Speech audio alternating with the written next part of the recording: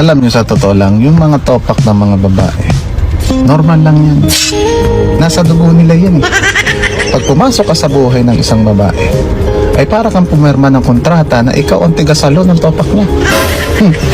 Halimbawa, ang nagpapaganda, nag-aayos siya, kinukulit mo. Tatapakin na yan. Tinatawagan ka niya, hindi ka sumasagot, alam mo na.